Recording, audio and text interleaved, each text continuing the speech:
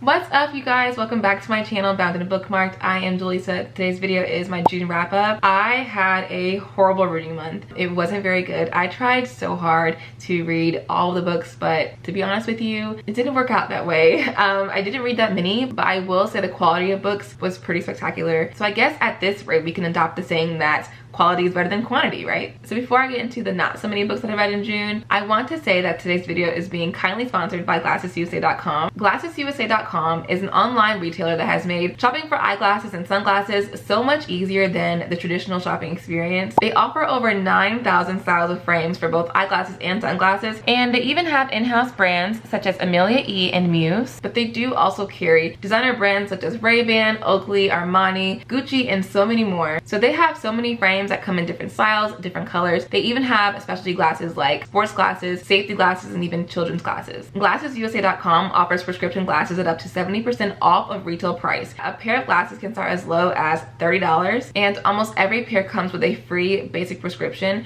which can be added to both glasses and sunglasses. So it really makes for a truly affordable but also an extremely convenient shopping experience online, especially because they also have a virtual try-on option. So this setting honestly helps to eliminate that fear that you might have when looking for glasses online and not knowing how they'll look on your face until you get them. And so with the virtual try-on setting, all you have to do is upload a picture of yourself onto their website, and you will then have the ability to try on as many pairs of glasses as you would like for free, easily on the computer screen without having to go to an office, and you can try them on before you buy them. To further minimize any risk, GlassesUSA.com provides free shipping and returns with a 100% money-back guarantee. In other words, it means you will get a full refund within 14 days of delivery with no questions asked. And your glasses also come with a 365-day warranty, so this honestly creates a truly risk-free experience. And for me, as someone who is both a grad student and I'm a YouTuber, I am always looking at a computer screen or my phone quite literally all day long, and that is not good for your eyes. But they also have a brand new collection of blue light blocking glasses that are non-prescription for those of you who may not need a prescription, or maybe you wear contact lenses. And because they're made with an ultra durable material called MR8, these lenses are so extremely strong. So the blue light blocking in these lenses actually block up to 95% of blue light. That will help with eye strain, it'll help with headaches, and it will honestly help with just increasing productivity, which is what I need in my life. So I want to go ahead and show you the frames that I have. I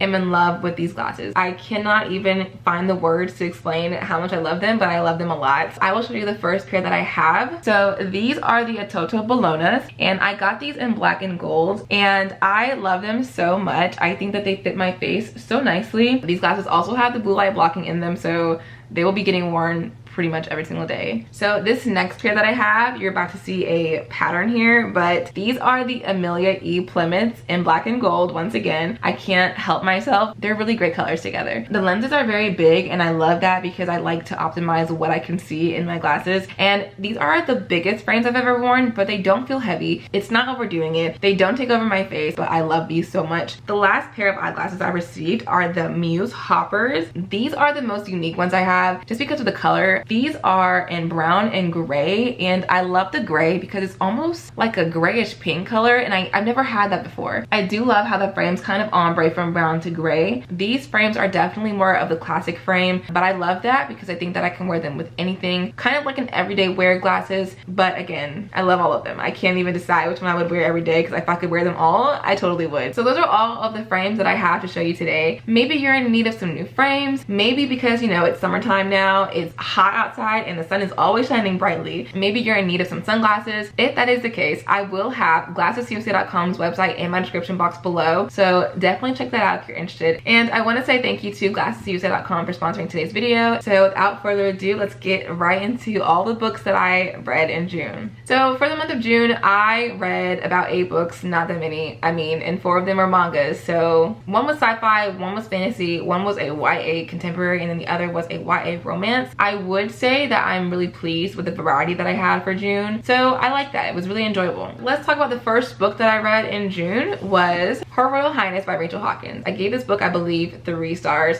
This book follows Millie and Flora. Millie is a girl who leaves her hometown to escape pretty much a breakup that she had with her ex-girlfriend. She found out some things that just didn't go over well, and she kind of escapes to Scotland for her last year of high school. When she gets to her new boarding school in Scotland, she gets a roommate who they they just do not hit it off that first day. They are not friends. One could call them rivals. I wouldn't go as far as to call them enemies though. Millie is just not at all interested in becoming friends with Flora. She finds her kind of revolting because she's not very kind. She's not a nice person. And when they first met, Flora was very rude to her and very standoffish. So they just have a terrible, like a not meet cute pretty much. However, over time, the two of them kind of form a friendship and they kind of begin to understand each other. And then eventually we get into the romantic part of their story. But the reason why this book just didn't do it for me, majority of the time as I was reading this story, I was kind of in this weird place because Millie and Flora were friends for about 2/3 of this book, and then the last third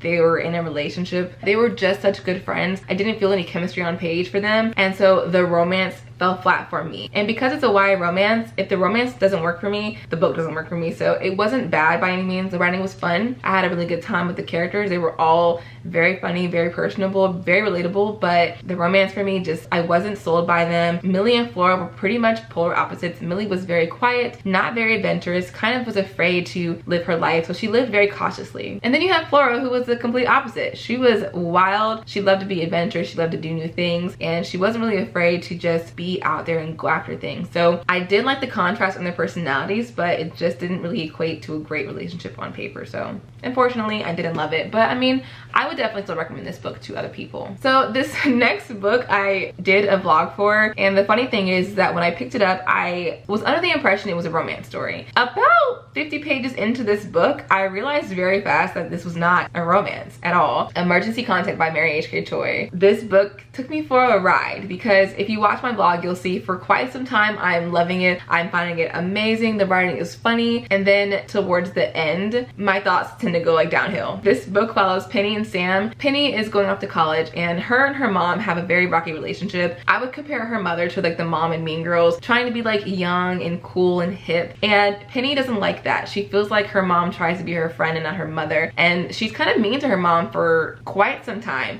It was a little shocking to read on paper just because my mom and I are very close and we don't act that way, but she struggled with a lot of different things. So she's gone through some traumas, and she definitely uses her friendship with our other character Sam to kind of work through these feelings that she has. So Sam is another character who just, again, his life has been so hard. He kind of got dealt a really bad hand in life. He lives on his own. His mom was just not a good mother. So you have two characters here who have struggled with their relationships with their parents, and they're using this friendship to kind of get through these things. But the funny part is that they don't have a meet cute either. They meet in a really awkward way, and then they get each other's phone numbers, and they end up having just a very strictly phone friendship. They only text. They don't hang out in person. They don't meet up. They don't even video call. I don't even know if video call is a thing in this book yet. I think it is. They have an iPhone, so yeah, it's definitely a thing, but they only text. And for those of you who've been watching me for a while, I've said this many times, I love when books incorporate texting or emails because we kind of get into our characters' heads a bit more. Not everyone's like this, but some people are able to express themselves in a better way through words, and that's something we see every day happening. And I love it because I get to find out more about these characters by what they say on the phone versus what they won't say in person. So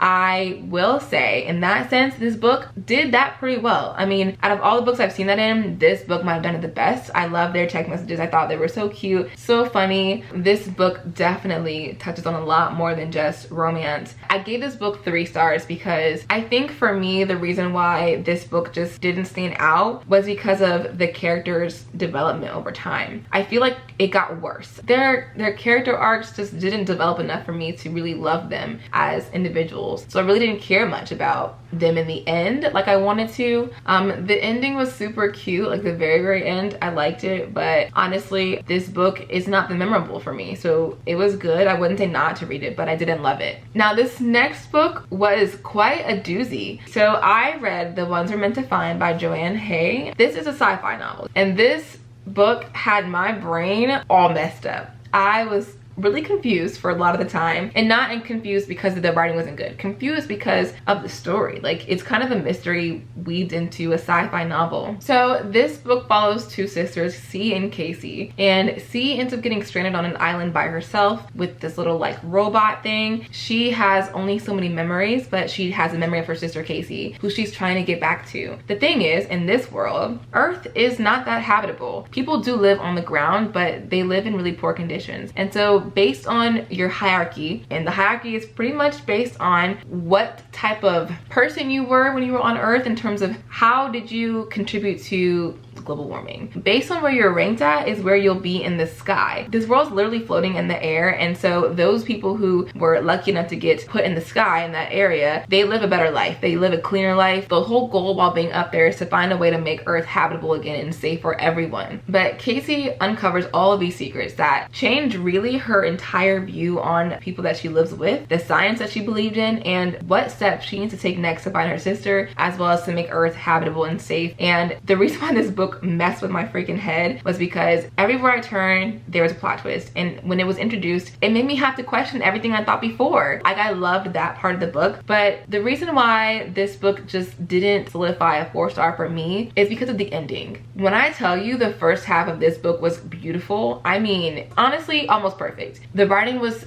beautiful, it was intricate, it really pulled you in and made you start questioning not only this book, it made you question the world around you and how we actually live our lives on a day-to-day basis in terms of how are we adding to global warming, how are we adding to tearing down the environment of the Earth. And I love books that question like ethics and what is considered to be okay and right versus wrong. But the reason why I didn't love it in the end is because of how it ends, number one. Number two, this is a standalone book, and with the standalone sci-fi of this nature, it really has to come to a complete close. This book really didn't do that in the best way for me. This book needs an ending that ties together everything and leaves nothing unsaid and nothing unanswered, and it just didn't do that for me. I wish that it did, but I will say I still would recommend you read this book because when I tell you the writing is actually really amazing and the concepts are gonna make your head spin. So I'm gonna save the best book that I read in June for last. I'm making you wait, I'm so sorry. I did read some manga this month. I read volumes 1 through 4 of Midnight Secretary by Tomu Omi, and this manga was delicious. It is a paranormal romance manga situation that we had going on. So we have two characters, Kaya and Kayohei. Kaya is this really hardworking girl. She's very to herself, very timid, and she has one huge insecurity. She's always believed she had a baby face, and I can totally relate to that.